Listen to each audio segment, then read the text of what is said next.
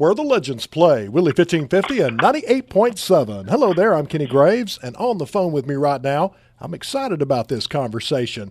Producer, director, and actor extraordinaire, Jesse Kove. Mr. Jesse, how are you, sir? Great, man. Thanks for having me on here. Pleasure, a pleasure. You've been a busy man, and you got a very cool journey I want to break down with you. First off, let's get this out of the way. Tell me about your little man, Brody. Oh, you know about Brody? Wow. Brody is my sweet pit bull that I have, who's actually my girlfriend's little son, who I fell in love with. One of the reasons we got together, I saw she had this amazing dog, and I was like, wow, she's got to be a pretty cool woman to have this beautiful pit bull as her dog.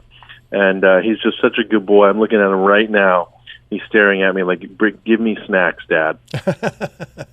Well, they're awesome. And I know you support some great organizations that help pitties. Go ahead and talk about them a little bit. I do. I'm a big animal lover. I got a real soft spot for animals, especially pit bulls. You know, they get such a bad rap, unfortunately, and they're just the sweetest, most amazing, smartest dogs. You know, they're not bad dogs, just bad owners. You know, I support a couple different foundations. Marley's Mutts is one of them. The Cantu Foundation, which is a foundation that actually rescued another one of my pitties that I have. I have a three-legged bully that I rescued from Mexico through the Cantu Foundation, which is great. Stand Up for Pits is another one. And there's so many, my God, Frosted Faces. There's so many different organizations that I follow and, you know, try to help out as much as I can. All right. Well, I've got dog-in-laws that are they're pitties as well, and like you, I mean, all I knew was I knew the bad vibe out there and the bad rap. I've had nothing but wonderful experiences, so I'm with you on that, and I applaud your efforts. And oh, thank you. Also, I noticed you love horses and guns, so the biggest compliment one Texan can pay to anybody in the world is to say you would make a great Texan, Jesse. Well, I appreciate that. I do not take that for granted. That is quite an honor, so thank you. You bet. And I know you like to ride motorcycles as well. Do you have a favorite bike? You know, it's funny. I was actually just in Austin, Texas, day before yesterday. I was doing a press ride for Indian Motorcycles, and they were debuting their new Indian Sport Chief, and they wanted us a group of us to test ride them. And honestly, like, that has become my new favorite bike right now. Is the brand new Indian Sport Chief. It's an incredible motorcycle. I'm really excited that they have this new one coming out. I think people are going to love it. And of course, riding in Texas is so beautiful.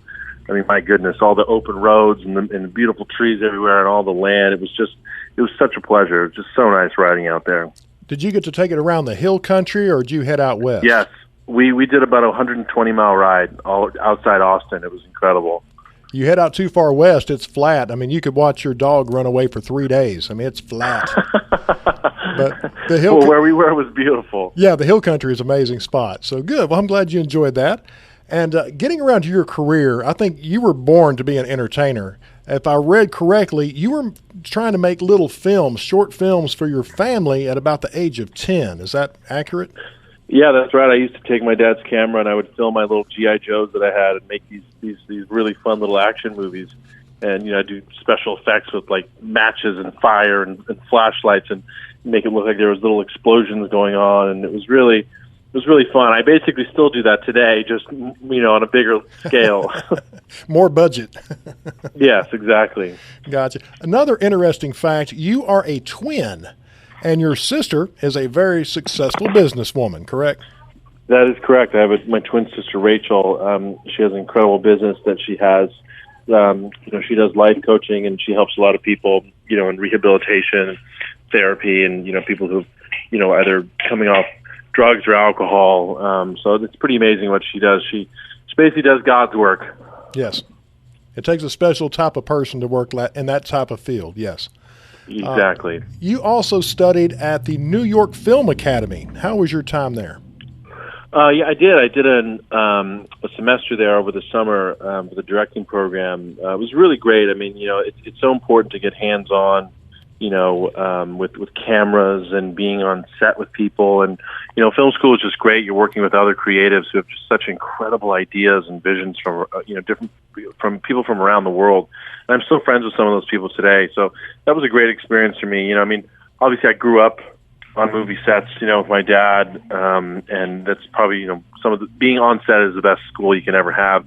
So I was very fortunate that way, but it was nice to kind of fine tune some of these skills that, it's nice to just revisit and look at. So I loved going there for a little bit. I had a great time, learning how to use a camera with actual film, 35 millimeter cameras. It was just incredible. Yeah. Film has a different look to it. It's very tangible almost.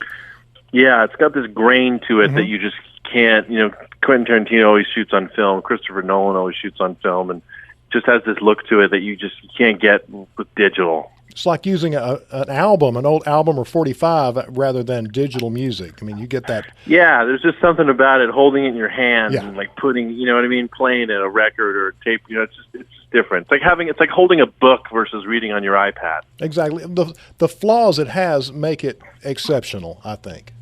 I totally agree. I I'm a big fan of when I make movies, I like to have that grit in there and a little, I don't like things to be so pristine, clean, Yeah, you wanted to be a little bit flawed, tell a story. And I didn't even mention your dad. Now, your dad, big time actor. So for folks, I didn't mention it in the intro. So tell them who your dad is. So my dad is Martin Kove from Karate Kid and the Cobra Kai series on Netflix right now. Yeah, and play the really bad guy. And as per usual, people that play the really bad guys are typically the nicest people on the planet. And he's always appeared to me to be just an upstanding, wonderful human being. Yes, he's a great guy. He's a big marshmallow in real life. As he would always say, he cries at supermarket openings. Oh, how sweet. But, yeah, he's a great man. He's a dear friend. And, he and I just love creating together. That's good. That is good. Now, you also, while you were in New York, you had success working off-Broadway. How did that time and that experience help prepare you for your film career? I think that people, boy, you really did do your research, didn't you? Off-Broadway was was incredible. Stage and theater is like one of the most important foundations an actor can have. And I think that, I haven't done enough theater. I loved what I have done, but doing theater in New York was very special. People who do theater can pretty much do anything. It's just an incredible platform to exercise those tools and be in front of an audience. And, when you're on set, you can mess up and go again, do another take. But when you're doing a live show, that's it. You got one shot to do it that night. Get it right. So you're on your A game all the time. A lot of adrenaline, I'm sure. Yeah. When you're doing a movie, you're sitting in the makeup chair going over your dialogue. Yeah, a lot different in front of that live audience. Exactly. But you get this wonderful instant gratification from the audience you don't get from film. Like when you say some dialogue or a punchline or whatever, you feel the audience in the room. It's really, it's quite an experience. It's what I would imagine like rock stars feel. That's why I think they just love playing live all the time. Mm-hmm. Well, your first IMDb credited role came in 2009 with the movie Ballistica. What do you remember about your first day on set?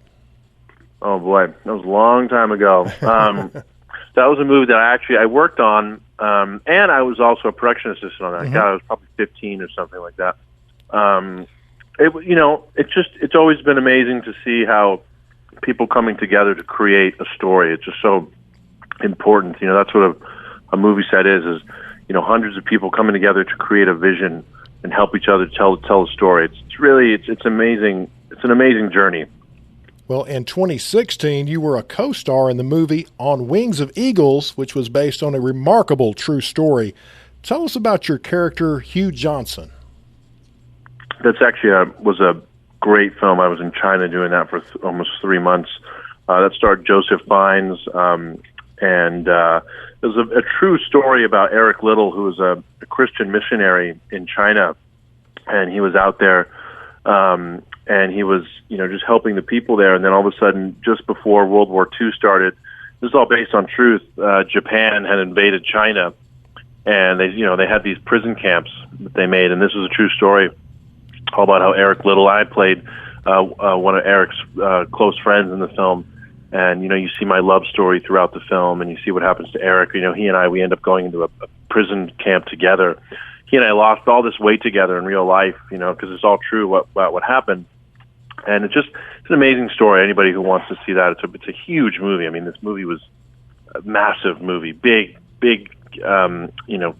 cast, tons of, big war sequences, and it's probably the largest film I've ever done. It was a Chinese-American co-production, and it was even Joe Fiennes. We were sitting on set together. He said, "God, I think this is the biggest movie I've ever done," and it's just an incredible film, and I really think people should watch it. It was released here. It was released in China as well. Just an incredible movie.